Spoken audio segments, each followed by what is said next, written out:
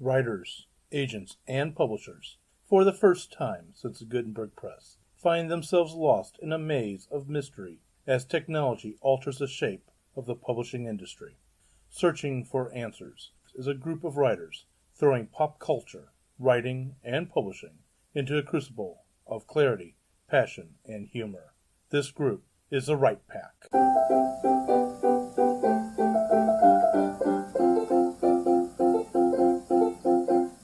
In this episode of Write Pack Radio, we are going to talk about the art of writing fiction and nonfiction.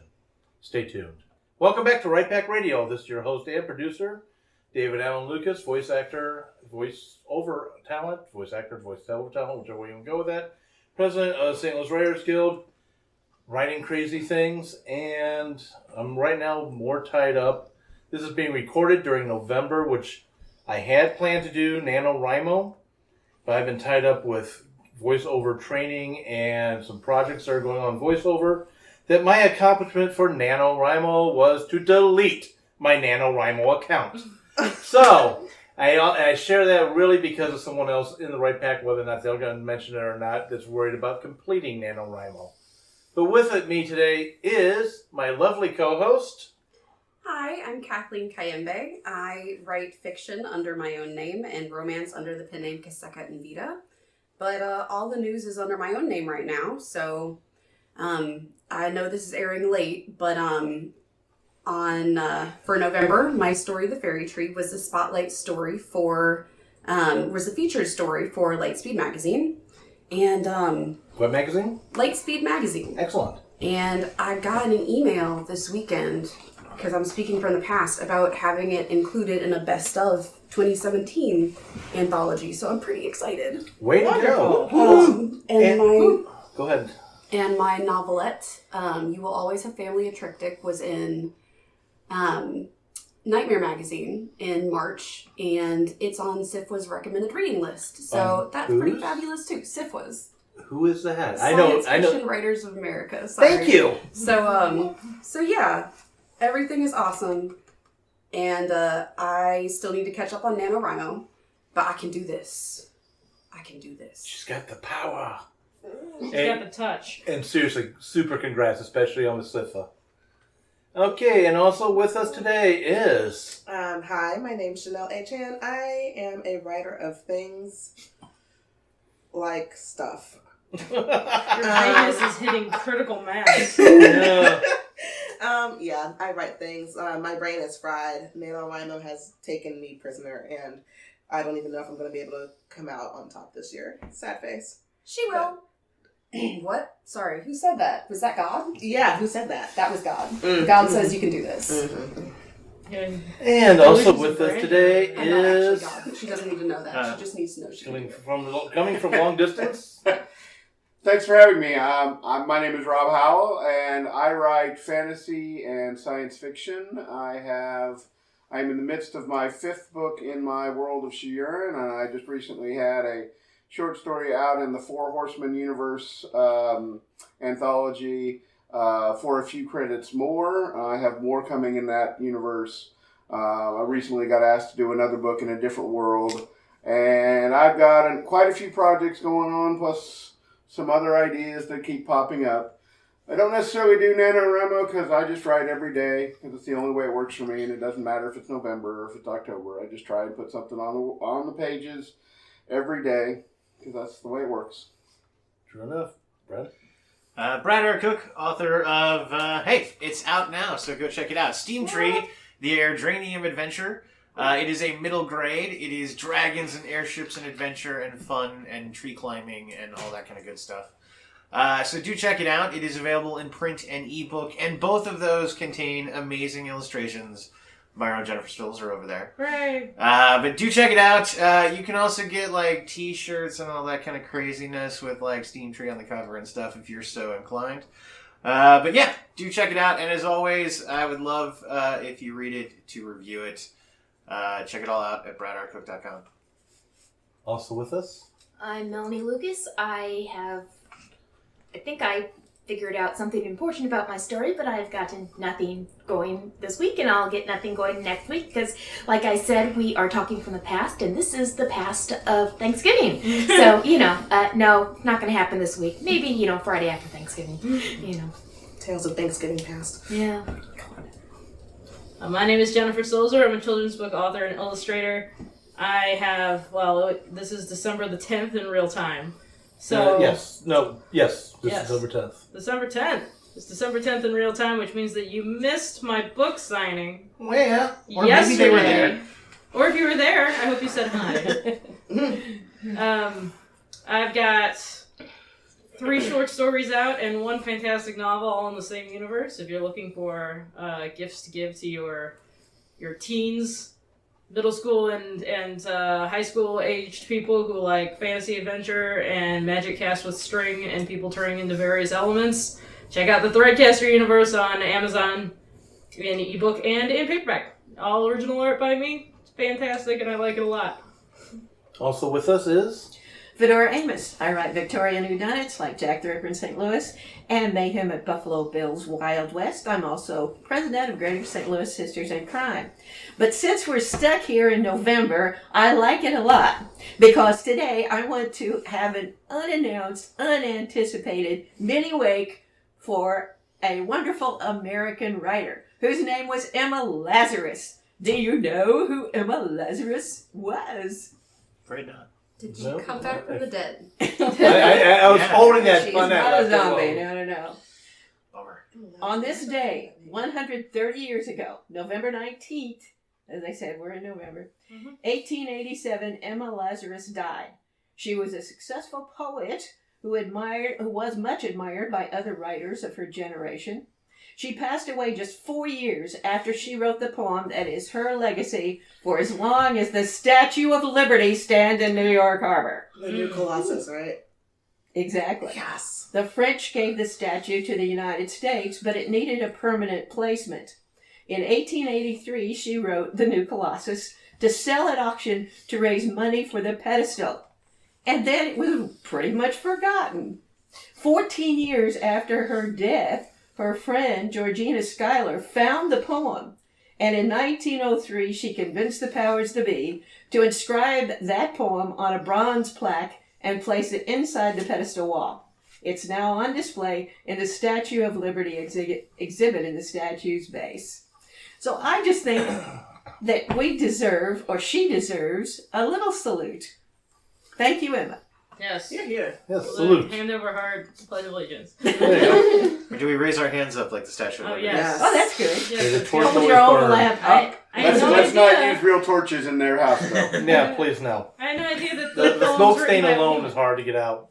It's pretty great. And also with us coming long distance via the internet is the one and only... I am Brian P. Freeman, and I write fantasy. And so far, I have Rain Spell, which is epic. I have a novella, Grey Isle Tale. It's also an illustrated version, which is awesome, I think. Also got The Trombonist of Munst, which is a short story.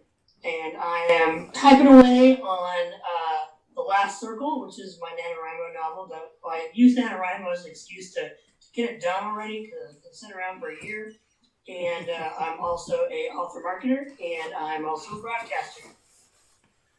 Excellent. And today we're going to talk about the art of writing fiction and nonfiction.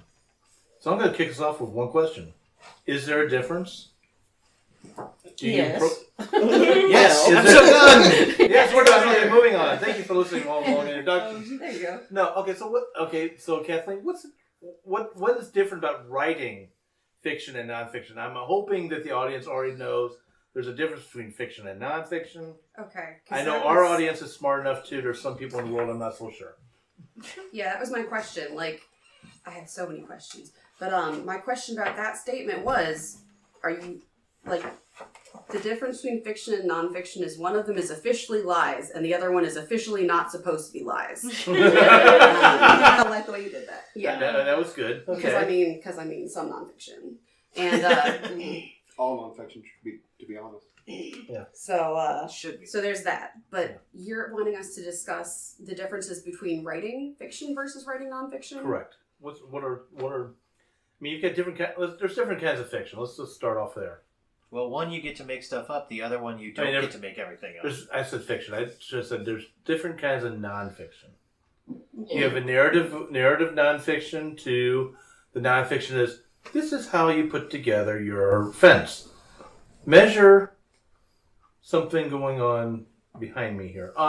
Measure from the distance of the house. Place your post holes at this range. So you can make. So that's a version. So like technical writing No, there's versus narrative nonfiction versus manual writing? Well, and Versus Creative nonfiction. creative nonfiction. Oh, and personal essays. reporting. Journalism, which should not be fiction. In history, there's a guy named Leopold Ranke, who was one of the great historians in the 1800s. And he put out the idea that all historians should write with complete objectivity. It is, of course, ridiculous on its face because there's not one of us who can write with any objectivity. Because we are all shaped by the things and the ways we've seen things and the way our words come out. However, he's also absolutely correct. We cannot, when we're writing nonfiction, completely get our own biases out of the process. Nevertheless, it's something we should always strive to. It is a windmill we should always tilt at, because otherwise we're injecting fiction without admitting it. And you talk about journalism, and one of the things that the journalists have changed of late, and this is being taught at the University of Missouri and other places as well, and it's striking to me, because it used to be that journalists were told they were to give out, if they're reporting on an incident, they're supposed to tell what happened. Now they're being told that they should put their own spin, their own narrative on things. And that has dramatically changed the way our media has started reporting things, and not for the good, no matter what the opinions are. I will say that was the whole doing it objectively. When that started was a change, because before that it was report it with your bias on it. Absolutely. And that's why I pointed out that he was writing in the 1800s when he put that out. But nevertheless. Yeah, the journalism school that you're talking about, I'm not talking about the University of Missouri Columbia. I'm talking about the philosophical school that you're talking about. Well, yeah, I know who got started. I can't remember the name, but it started somewhere around the 70s. Is where it started at. Yeah, and there's always been a place for editorials, but the actual reporting of events, right, as a nonfiction thing, should not be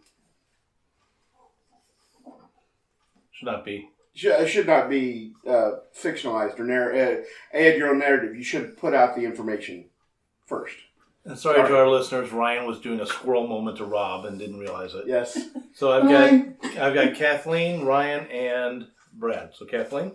So as long as we're throwing wrenches into objectivity, I just need to point out that our memories are also faulty. Mm-hmm. If you ask me what happened in a fight that just happened with me and my brother, and you ask him what happened, you will get a lot more expletives from him, but we will both probably be wrong. Because we will both have experienced whatever it was, all up in our feelings about that event. And it would take an objective, third party to say what actually went down. So, I mean, and there are also false memories that are created. I know it is possible to create them in other people. Oh, yeah. Don't ask me how. I know this. It's actually extremely easy. Yeah. Don't ask me how I know that either. So I mean, like, we have entire genres like memoir that are based upon one person's memory and ability to check whatever facts they can.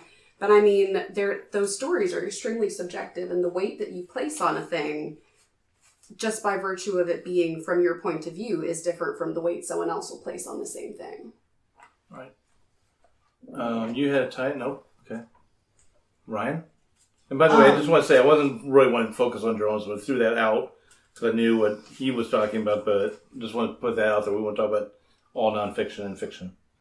Go ahead, Ryan. Okay, well, barring journalism, I'm actually okay with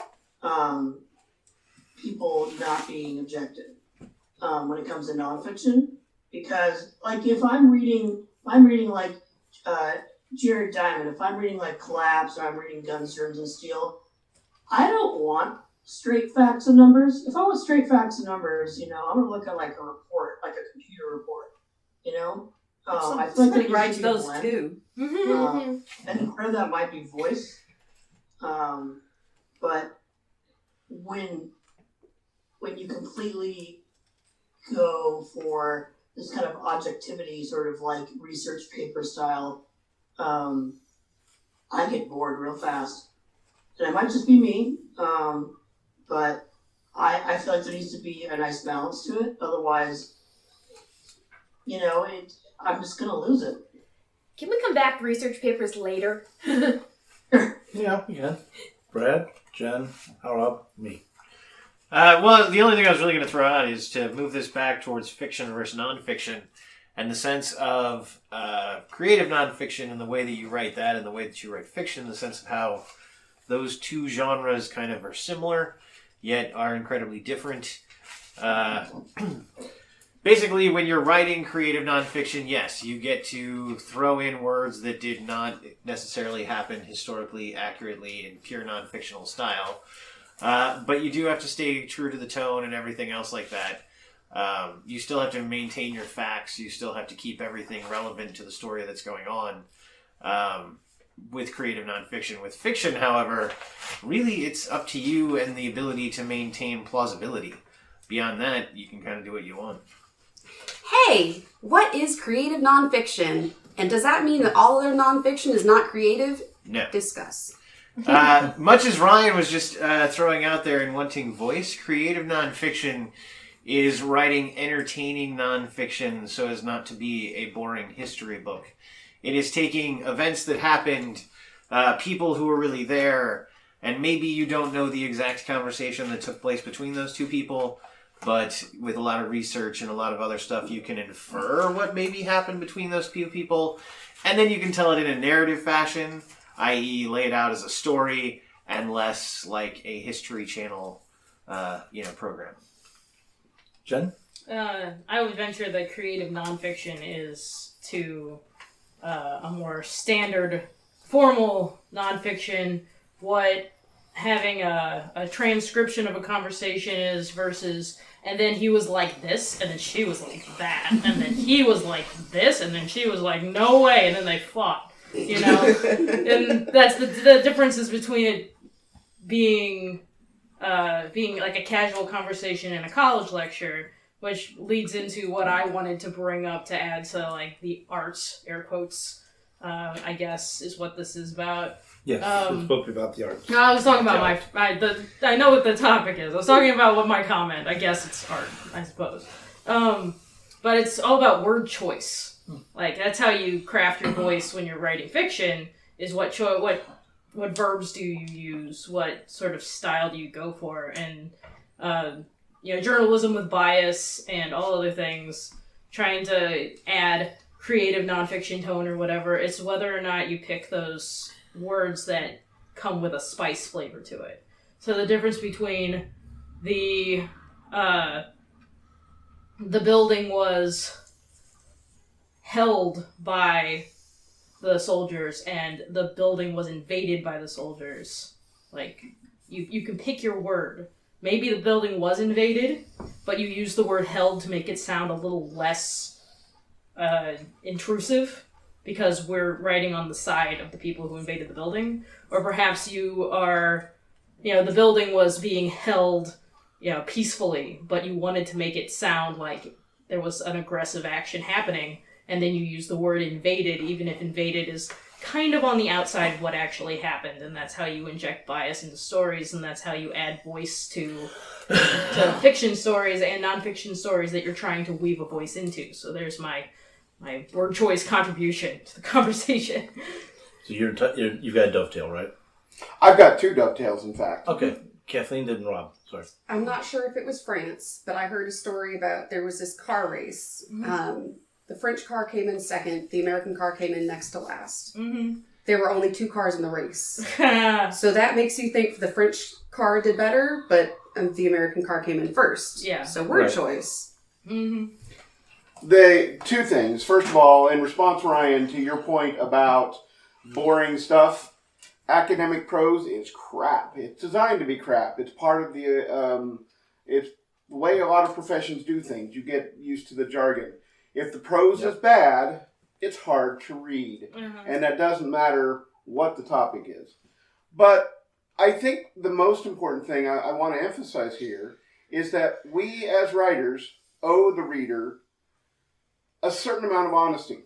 Agreed. If we tell them, for example, if we were to put a romance-style cover on a Matt Helm executioner-style violent book, that's not fair to the reader because they'll pick up the cover and expect something completely different. If we are writing nonfiction, hold on a second, Ryan. If we are writing nonfiction and we are taking liberties with the nonfiction and not telling the reader, not being honest with the reader, that we are basing it on a true story or something like that. If we are saying this is the way it was and not telling them that we have changed things to fit our own expectations, then we have lied to the reader and given them a false expectation. And I think that is something we should not do, whether we're writing fiction, nonfiction, technical manual, or anything else. Ryan, did Ryan? you? Well, I'm glad that you could say that and think that. I still disagree. I feel like it's a tool that can be used. Washington Irving used it. He put out a fake missing persons report, and that's the person he began to publish his letters, like from the late blah blah blah, and ended up launching him into fame. So I think if you use it as a tool, I think you can still use it. Use what it? What's the So are you Dishonesty to the reader, or is that what you're saying? are you talking about the sort of thing like the marketing campaign for like Blair Witch project back in the day, where they were like, oh, we found this footage. Oh yeah. It's real, definitely. So people went to the film expecting that this was real footage from a real event, and then they were like, actually, no, it's fiction. Is that the kind of thing you mean? Because I know that did similar help to with that. the movie. Like if you read in the like Washington Irving, when you're the prefaces to a lot of the stuff he published says found in the late papers of Dietrich Knickerbocker. Yeah. But that he's acting like Dietrich Knickerbocker was a real person. And so I feel like you can take creative license with your But like Dietrich Knickerbocker is clearly a made-up name because Knickerbocker was simply a New Yorker at the time. Everybody would have known it was made up. So it wasn't like he was trying to fool anybody because everybody would not believe that it was supposed to be true. I don't disagree that it can be used. My point is I don't think we should use it because we owe our readers a certain level of respect and honesty that I think, yes, if we're writing, we want to trick them in certain ways in the sense of creating an intriguing plot. If we're writing a whodunit, we don't want the answer to be obvious at in chapter 3 or something like that. But people who buy a whodunit expect to have mystery along the way. And I was going to say, too, in the world of nonfiction, anybody who is coming to the book, I don't care if you're writing a historical book with the academic flair or lack thereof. I totally agree with how boring most academic books are written. If you're coming to it with a manual, if you're coming to it as a how-to, how to do whatever, you're expecting that person who wrote it, in my opinion, is an expert of some kind. And speaking from what the nonfiction I've written, which has been mostly aimed at martial arts, aimed at self-defense, the last thing I would ever want is for an error of any kind to look like, nevertheless be existence, but to look like I have purposely played a lie, because the second I do that, my credibility has gone down the toilet and it is unrecoverable. Because when I write about martial arts, then Brad will tell you, when we do the fight scenes, one of the first things I say is I am a Yodan. I don't say I'm a 4th degree black belt. I say I'm a Yodan. Then I explain what the hell Yodan means, which is 4th degree black belt. But why I say that, the Dan to that name is like putting a PhD behind other people's names. It is the equivalent. And I know anybody who's academic is probably going, no, PhDs are more important. I don't give a crap. I'm talking about the level of credibility. And with that, I've got multiple signs up. Okay. Okay, this has to do with research, both technical manuals, but also research papers. I will just start by saying the people that are good at doing the research aren't necessarily good at writing. True. I have, as being the only native English speaker, I have been responsible for making papers readable. But which is a problem with a lot of very well done research sometimes. So sometimes when it's ununderstandable, it's for that reason. But the goal of research writing is to say things clearly, concisely. There's always a page limit. So as short as possible, as accurately as possible, and as simply as possible. The trouble is, simply and accurately don't go together. Also, what a person without a PhD thinks is accurate, once you're an expert in the field, like, oh, well, no, that's kind of correct, but that's not exactly right. They think those 3 words actually are necessary to say that 1-word concept. And then they put it together in a very awkward sentence because they don't know how to actually write very well. And plus, they don't know how to explain it to someone who isn't an expert because they understand it so well, they're not very good at explaining it to someone that doesn't understand it super well. So all these things make it hard to do, make research writing not be ideal, but the goal, again, simplicity, short, easy to read. I'm going to come back to that. Got 2 people with dovetails. Go ahead with her. I'll follow up when I can. Since this has devolved into almost specifically creative nonfiction, I think we ought to start perhaps with the guy who popularized this, Truman Capote, in Cold Blood. In that book, he went to rather extraordinary lengths to try to get to the bottom, understanding that most of the people involved were dead. But he talked to the one who was still alive, one that could say something even if he knew it couldn't be the entire story. He also talked to numerous people in that small Kansas town and read every article that pertained to it in anything that he could get his hands on. In other words, he did the spade work. He worked hard at it. And I think that will determine what is good creative nonfiction from what is just fake news and crap. So I'd like to follow up on that. I think you've got a great point there, Fedora. First of all, one of the things I should have mentioned at the beginning of this is I'm all but dissertation in medieval history. My focus was on Anglo-Saxon England, and I was determining on my dissertation population levels in 10th century Mercia with the idea to see if they could support the troop strength that their laws specified that they had to have. Yes, that's a very boring title. But one of the challenges I faced was exactly what kind of thing you're talking about there, is that the sources of Anglo-Saxon England are challenging. Everything that's written on Anglo-Saxon in Old English is on one CD. I've read it all. I've translated it all, because that's what you do.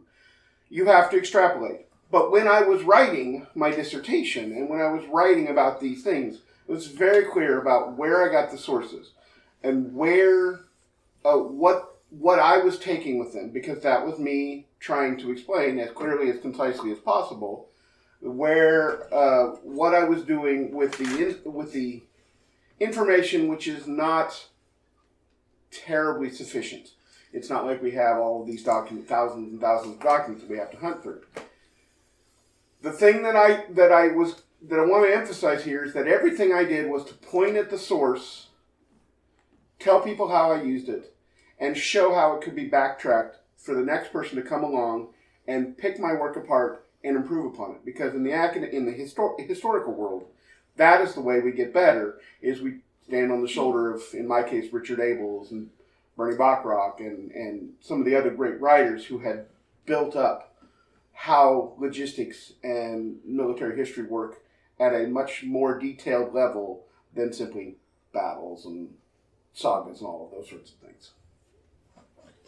This is the comments about creative nonfiction. Creative nonfiction seems to be, from what I'm hearing, nonfiction that adopts many of the styles of characterization and narrative voice and pacing and plotting of fiction.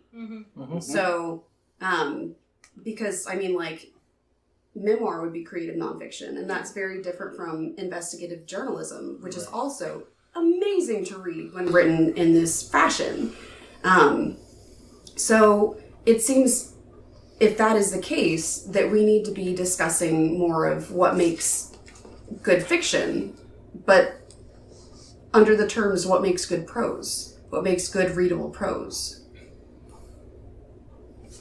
Fiction has, you're right. In the nonfiction, you've got creative nonfiction, you've got the rest of it. I'm just going to put it that way. And since Rob's been talking about dissertation, I'll talk about my master thesis, which was total quality in healthcare, total quality management in healthcare. Yuck. Sorry, it was boring. In fact, my professor, when he gave me back my master's thesis, slammed it upside down on the desk and says, "I hate you." And I'm like, do I even want to look at the grade? I'm scared of this grade. Flip it over as an A+. And I asked him later, "Why do you hate me?"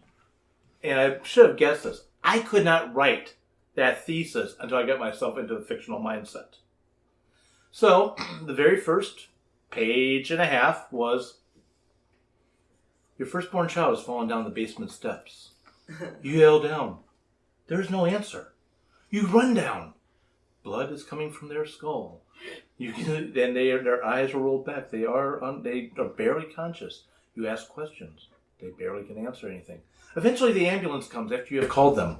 And I continue this voice all the way until you get inside the hospital. They wheel the child into the ER, not the OR, the ER, and you get slammed with all the insurance papers to sign, because when I wrote this, the electronic part was not happening yet. And at that point I go, "And while you're signing this, do you really care if total quality management in healthcare exists at this hospital?" That's basically how I close that part off. And then I dove straight into the, "Oh my God, put me to sleep, I've got a cure for insomnia" type fiction. Or type nonfiction. Wow, I keep doing that 40 and slip. Type nonfiction. You know where your head's at. Yes. So, but my question that I've been holding on to for everyone with this is, when you write fiction, now I'm going to break this into two camps. I'm going to call it the creative nonfiction and everything else. Yeah. So when you write, I don't know if the microphone picked that up or not, so do you want to do that for me again? Ready? Creative nonfiction? Edward. Great, and everything else. Jacob, sorry. Thank you. Mustache Dad. Yeah. Team Mustache Mustache That Dad. is the best on both sides. Yeah. So, Guy that almost runs all over. my question to you, everybody in here writes fiction. Everybody in here has written some kind of nonfiction. Does your voice change when you're writing fiction, creative nonfiction, and regular nonfiction? First up was Jen. So we'll go to her first. I'll be brief. Something that I always remember and most of my nonfiction is just article writing or personal essay. Mm-hmm. And obviously personal essay is 100% my opinion on things, because I'm not really researching my personal essay on how I feel about the motivations of Anakin Skywalker. So it's like the thing that I usually rely back on when I'm writing articles for the Writers Guild most of the time. My junior high journalism professor, I was using dialogue tags in my article because I wrote creatively for fun as a hobby. And they said, no, you say said and you say nothing else.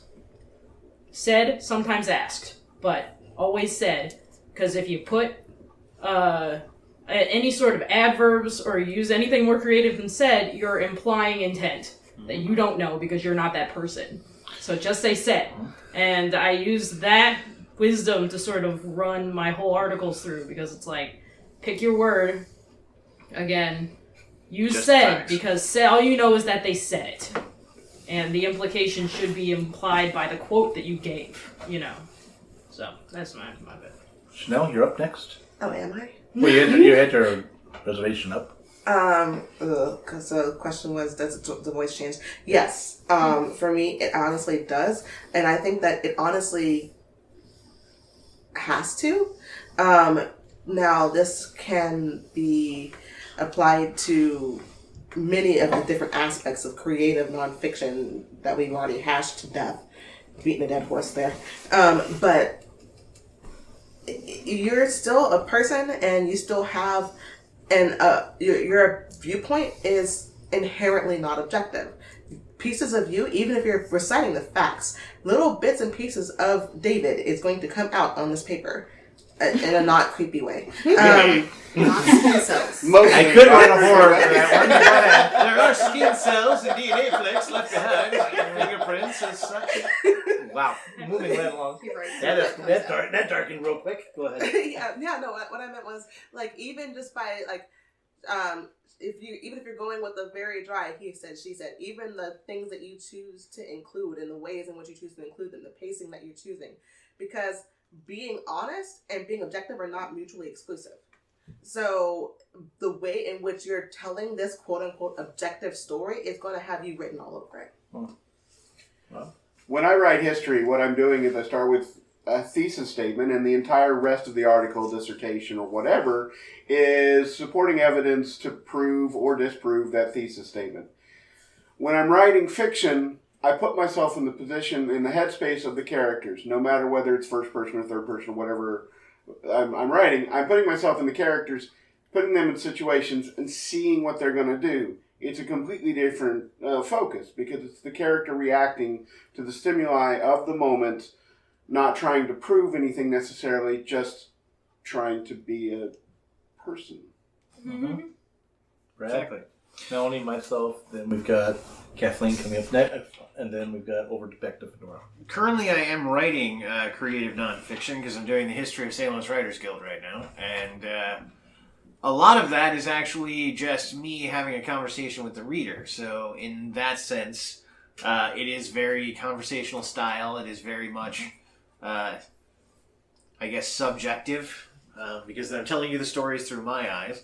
However, that then gets broken up with the more detailed stuff that is actually about the person. But even then, I'm injecting a little bit of fun and humor and myself in that. So, to the answer, it's always going to be it depends. Mm-hmm. Because when you're writing fiction, you're in one mindset. As Rob was just saying, I'm always in my character's mindset.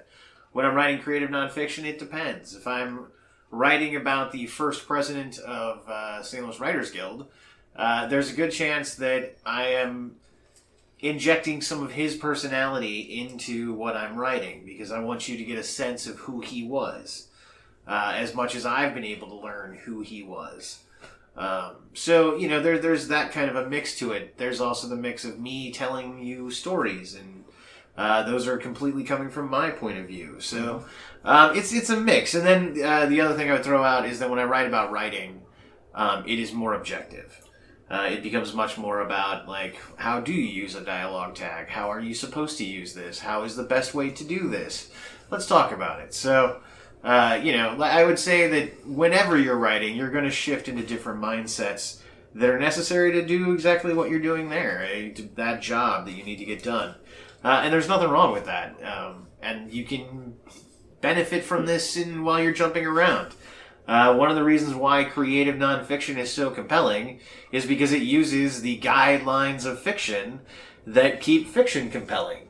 And in doing so, we then finish reading the giant tome about the Industrial Revolution that no one in their right mind wanted to sit through in history class.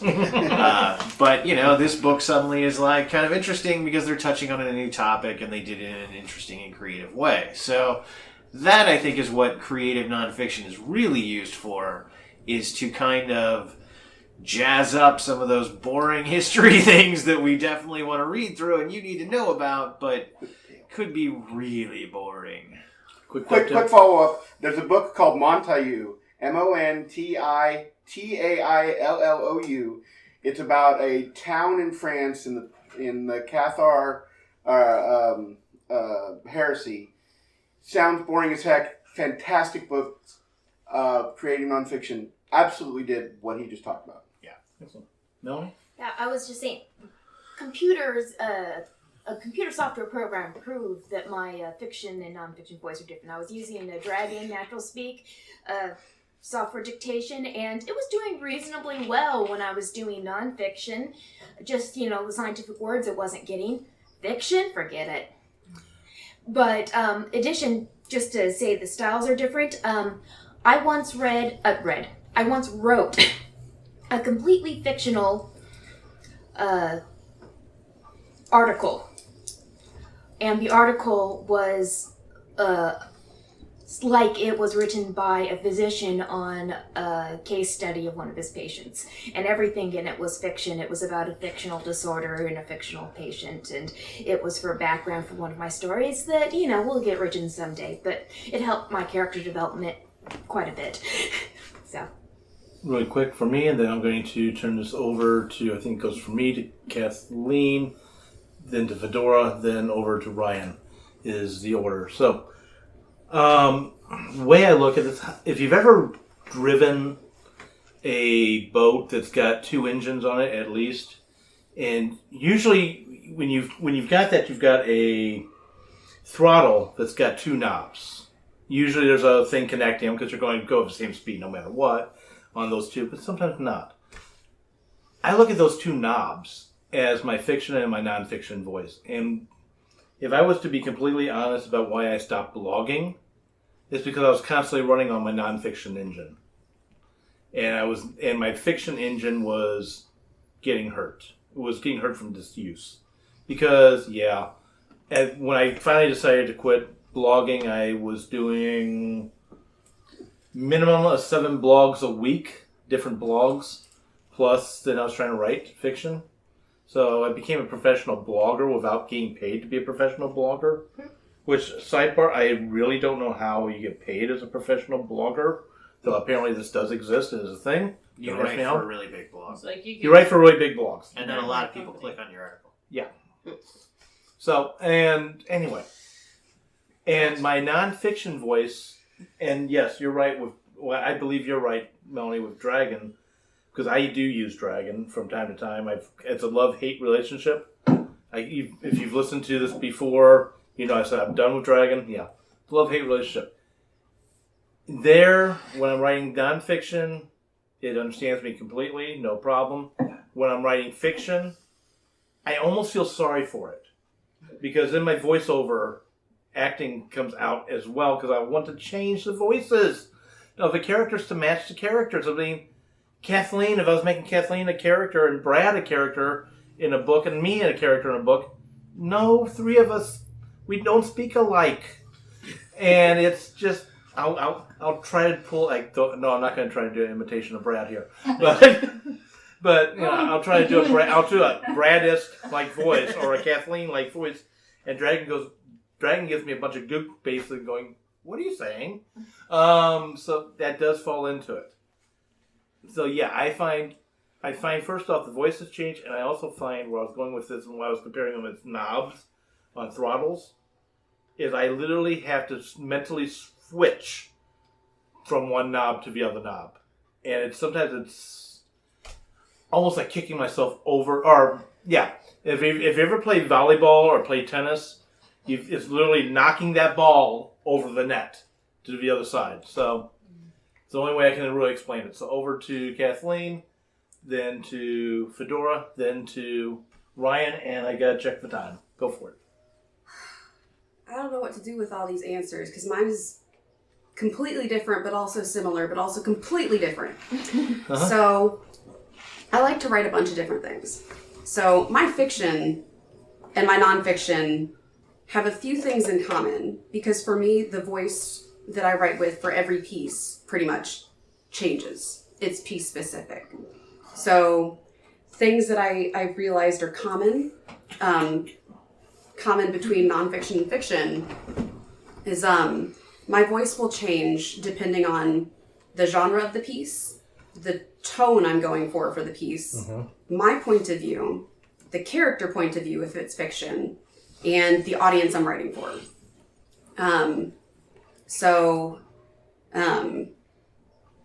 The way that I wrote the Octavia Butler essay, I was writing it to be a personal essay, so it was extremely personal. I was writing so that other people would understand where I was coming from.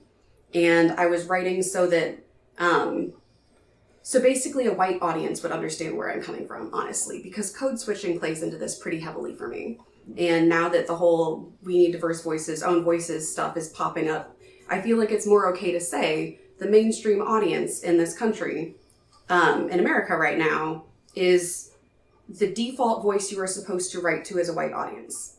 And when I am writing for an African audience, I won't necessarily explain the same things that I would if I were writing to someone who's not African. And I have a friend named Jamie Gaw, who wrote The Last Changbang Gift. That was, I believe, the October story for Lightspeed magazine. It's really good, check it out. But she is Malaysian. She was writing for someone who is Asian, who is familiar with the Changbang holiday. And something she noticed was that a lot of her white readers interpreted the story one way, whereas a lot of the minority readers interpreted the story completely differently. But she was interviewed by one of the white readers, so she had to do some explaining. And that's something that I do with all of the pieces that I write. The audience matters, who I'm writing to matters. So my voice is going to change, the details that I leave in or take out are going to change. And as far as fiction goes, like, there's the character whose point of view I'm writing from. There's also my authorial intent that comes behind it. So there are ways as a writer that, like, if your point of view character is totally wrong about something, you can signal to the reader, they're totally wrong about this. That's also important. That plays into the voice. So the other thing is comedy. Like, tone is hugely important. If I'm writing something to make somebody laugh, it's going to be completely different from if I'm writing something that I want people to cry over. Completely different. Like, I don't know. I'm thinking about your blog post, Jennifer, about your farting computer. The Legend of Spinetop, the farting computer. Oh, yes. Yeah. She read that at open mic and had all of us in stitches. Like, but I bet if you wrote a personal essay about something that was deeply, deeply personal and heartfelt and not at all funny to you, it would be a different tone. But it's still your voice. We all have different voices. So, I mean...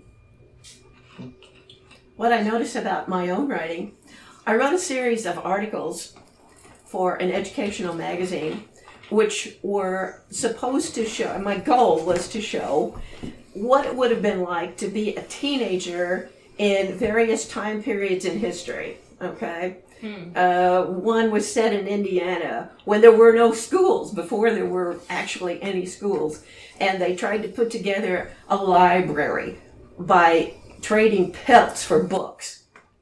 That was one. Another was set in Little Rock during the big conflagration there. And what I discovered in trying to do this, and I used a fictional character for each of these, someone who would have been like the person that I imagine to have lived during that time and done the things that I say that they did, because I had done the research for all of that. What I found was that it all came out to be relatively entertaining, I think, but very serious. I think that creative nonfiction is very challenged in doing anything that's humorous, because the only kind of nonfiction that I can think of that is funny are humorous essays. You just made me think of Dave Barry. I love that man's writing so much. Great writer. Ryan? Listening to everybody's very diverse range has got me thinking that I wonder if some of what we're going at about different veins and venues of fiction and nonfiction actually kind of stem from our own personal communication theories. My bachelor's degree is in communication arts, and so those were the classes that I really I really dug into. That there are a ton of different communication theories that affect your view. It affects how you think about when you say nonfiction or you say fiction or you say creative fiction, what you're saying and what you're doing and how you're doing it, and why you believe that needs to be done this way. But it is reflecting you as an individual.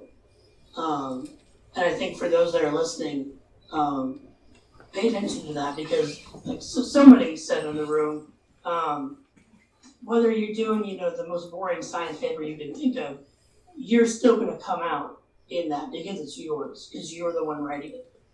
Who you are, whether in story or in nonfiction, is going to come out. So be aware of that. Know what your communication theory is. And so whether you're writing fiction or nonfiction, you know who you're dealing with, what it's going to be like. What's your communication theory? My communication theory is that we're all in a story. And because we're all a story, we're all characters in it. And the more we learn who our characters are, the better we can be who we are. Now I know why he treats me as a protagonist, or as an antagonist. Sorry. Yeah. I came out, boy, I am really filled with Freudian slip. I really didn't mean antagonist. That book is really convoluted. Yeah, thank you. If we're all a story and we all are connected to each other's stories and stuff, then that book is, wow, that is a convoluted story. Well, it's constantly being written. So, go ahead. Well, I just wanted to follow up on something both you and he said. We are writing stories of our individual communication, and again, that's where I go back to the being fair to your readers. We are writing to the audience. If we're writing in a particular genre, we should know. We should have done our research by reading the genre to know the tropes, so that we can use them in the way that they're supposed to in that particular genre. And we should know that if we are talking to people who have a particular level of understanding of a particular topic in a nonfiction sense, that we should use the appropriate jargon and terminology that communicates in that particular thing. If you're writing military science fiction or you're writing a military essay, you want to use the proper military jargon. Otherwise, they're not going to accept you as someone who respects their topic enough to have studied it. True.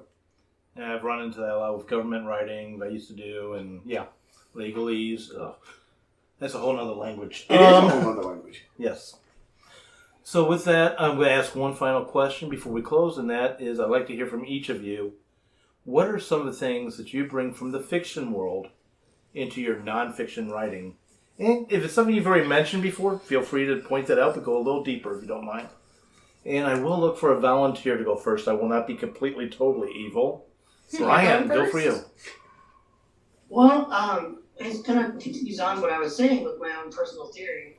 Since I believe that we're all a story, even if I'm writing the papers I had to write in college, or if I'm writing nonfiction, which I do on occasion, people need to know that I am more than my topic. That hopefully they're coming to me not just to get information, but to get a story, whether it comes in nonfiction form or fiction. And so what they're getting is me. I also do marketing for a living, as a lot of you guys know. So what I'm also doing is I'm branding myself by everything I do, whether it's fiction or nonfiction. So I think that I slip into both sides. My outlook slips into both sides, and even my voice to an extent, even though, it does kind of wiggle around a little bit, my voice, whether it's fiction or nonfiction, slips into both. It's me, whether it's a paper or it's a fiction. So. Next volunteer? Going once, twice, Well. I pick. Go for it. Definitely. So, I don't know. This is going to sound really, really cheesy and awful and like a cop-out, and maybe it is. But I bring myself. I am present in both fiction and nonfiction that I write. I am the common denominator. And what I mean by that basically is that all writing that you do now is building upon the writing that you did previously. So all the crap that I have learned from previous projects comes into the new project. The other thing that maybe doesn't even help, because I don't think I'm answering your question the way you want to, but it's the most honest answer I have. That's how I want you to answer it right there, honest.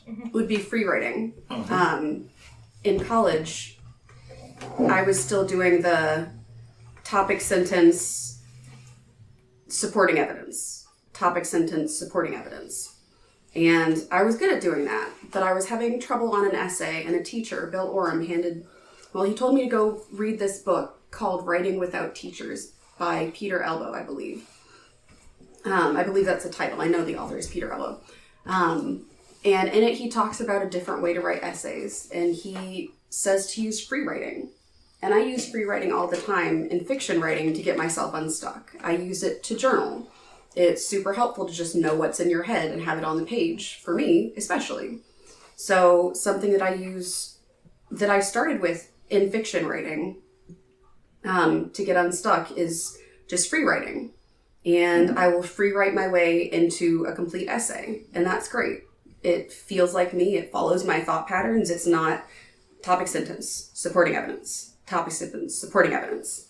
So, I mean, the skills that I am accumulating as a writer travel back and forth with me no matter what I'm writing. So fiction, nonfiction, it's all fun. I just, it's still me at the end of the day. Anybody else? Voices in my head. Go for it, Fedora. I think that nonfiction, if it's honest, has a good foundation, a solid research, talking to experts, whatever you need to do to get the best picture you possibly can of the subject matter that you're trying to convey. And the creative part of that should be in the form of illustrations that are telling, that are interesting, and that is what creative nonfiction should be, in my estimation. Okay. I'm going to flip the question around, because in all honesty, all of my nonfiction writing is essentially in the past. The only nonfiction writing I currently do is my blog post about wherever I'm going or something in particular, and usually that's sports related on the rest. But so for me, what I do is I use my nonfiction experience to write my fiction. And I do exactly what Fedora just said. I built a basis of a foundation of reality in my fantasy world so that when I wrote the fiction, there was an extra semblance of reality that I built upon. I mentioned earlier, before we started recording, I'm in the Society of Creative Anachronism. I've done a lot of material culture studies.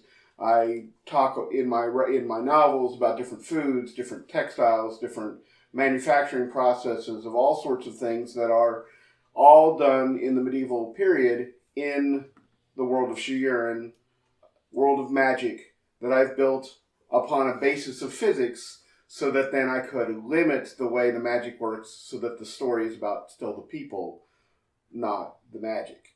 So for me, yes, it's all still me, but it's taking those foundations of being a writer, a historian, and putting that into the world of fantasy that I've created. Anyone else? Conciseness. Like, learning to write nonfiction taught you to get to the point. Unless you were writing legal. In which case it taught you which words that you have to include. Yes, and which way to phrase it that you've got wiggle room. Yeah. But for writing articles and news portions and essays, and also fiction writing, specifically because I write for a younger audience most of the time, my style is very pacey, so I like to move fast. Yep. So learning to write concisely and include targeted details in in fiction helps keep that sort of pace up, and then that pace sort of follows me into nonfiction as I try to move topic to topic in a logical string so that people can follow along, and that there isn't a part where you stop and you go, wait, I have to reference that portion up top. And that's sort of how the fiction then informs the nonfiction. Chanel? So for me, when I do fiction, I tend to be descriptive. I tend to get into things. I like to know what they feel like, what they smell like, what everything is. And I like to portray them in ways that is not, oh, this smelled like roses. Like, I like to kind of give it a twist that's very singular to the way that I think. That sometimes works for me, sometimes doesn't, sometimes gets me in trouble.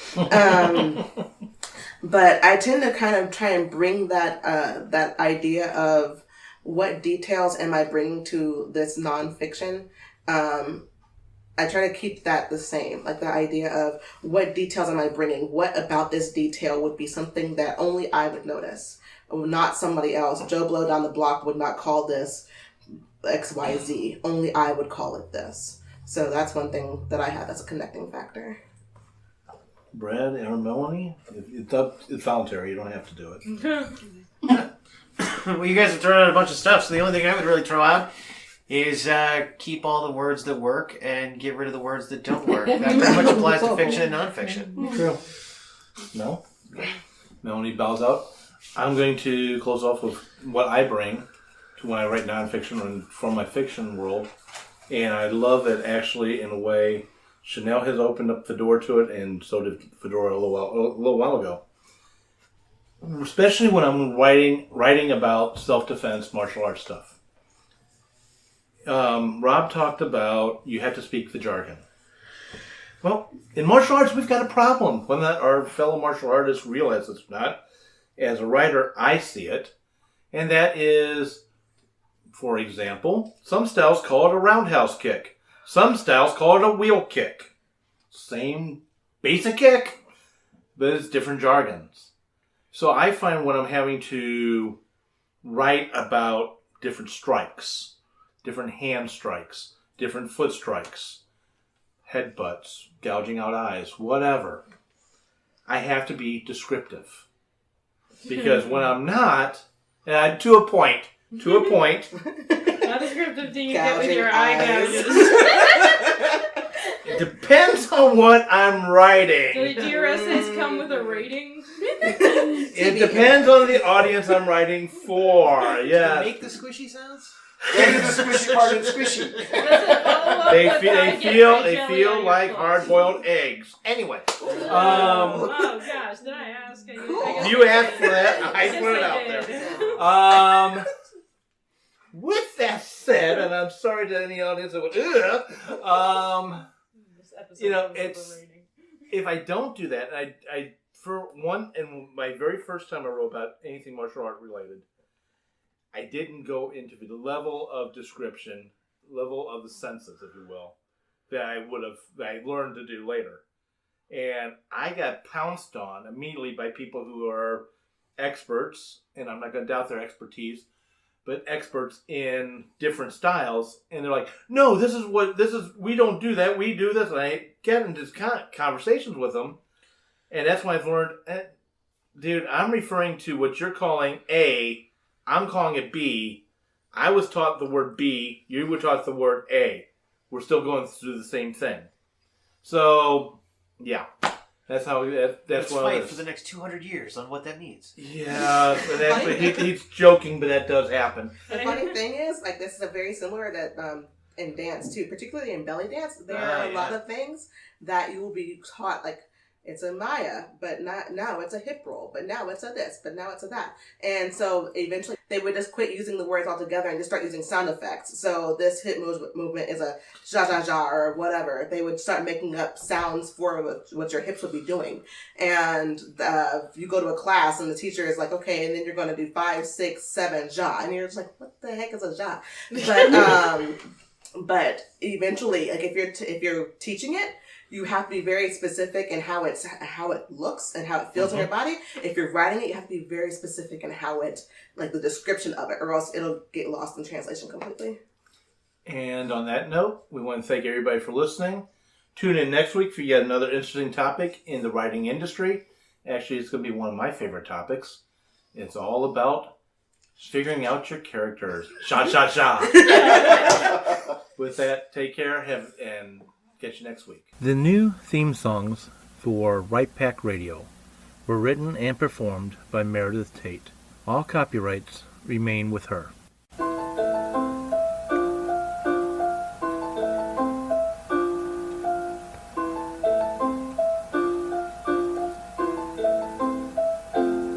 Writers, agents, and publishers, for the first time since the Gutenberg Press, find themselves lost in a maze of mystery as technology alters the shape of the publishing industry. Searching for Answers is a group of writers throwing pop culture, writing, and publishing into a crucible of clarity, passion, and humor. This group is the Write Pack.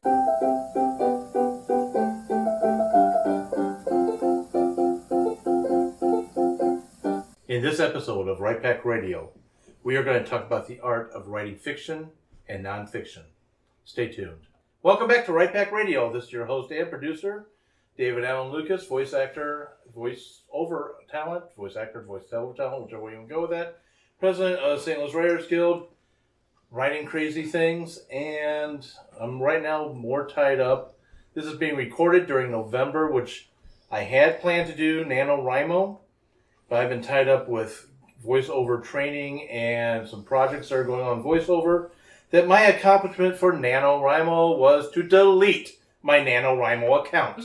So, I share that really because of someone else in the Write Pack, whether or not they're going to mention it or not, that's worried about completing NaNoWriMo. But with me today is my lovely co-host. Hi, I'm Kathleen Kayembe. I write fiction under my own name and romance under the pen name Capote and Vita. But all the news is under my own name right now, so I know this is airing late, but for November, my story, The Fairy Tree, was the spotlight story was the featured story for Lightspeed Magazine. And What magazine? Lightspeed Magazine. Excellent. And I got an email this weekend, because I'm speaking from the past, about having it included in a Best of 2017 anthology. So I'm pretty excited. Way to go. Go ahead. And my novelette, You Will Always Have Family, a Triptych, was in Nightmare Magazine in March, and it's on SIFWA's recommended reading list. So that's pretty fabulous too. SIFWA's.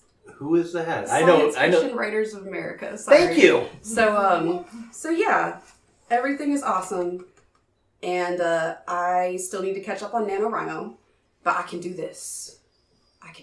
She's got the power. She's got the touch. And seriously, super congrats, especially on the SIFA. Okay, and also with us today is... Hi, my name's Chanel Achan. I am a writer of things like stuff. Your Vegas is hitting critical mass. Yeah. Yeah, I write things. My brain is fried. NaNoWriMo has taken me prisoner, and I don't even know if I'm going to be able to come out on top this year. Sad face. She will. What? Sorry, who said that? Was that God? Yeah, who said that? That was God.